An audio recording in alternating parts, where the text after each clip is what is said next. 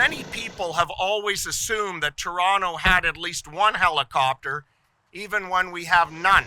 And as far back as 2000, almost 87% of Torontonians thought that we should have a helicopter. And that's why our government, led by Premier Ford, came forward with an ambitious plan to provide an unparalleled resource of support, the purchase of helicopters for Toronto, for Ottawa, for Durham, for Halton, and for Peel.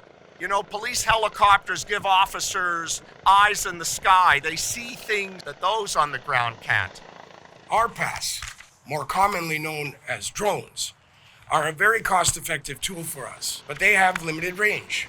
They cannot track a speeding, stolen vehicle racing through our streets. That is where air support in the form of a helicopter comes in. And in fact, this very morning, as I arrived to be briefed today, a York Regional helicopter was over the city of Toronto in response to a serious investigation they were conducting that occurred in York and transitioned to Toronto. At the very same time, one of our officers, their technology in their car alerted them to a stolen vehicle.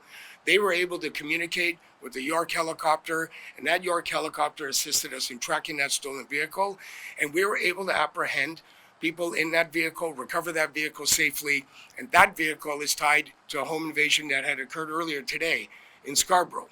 And that's a very active investigation that evolved just as I was arrived, but it really shows the utility of a helicopter in the air, responding to real-time issues arising in our streets, and that's the kind of support we're going to have.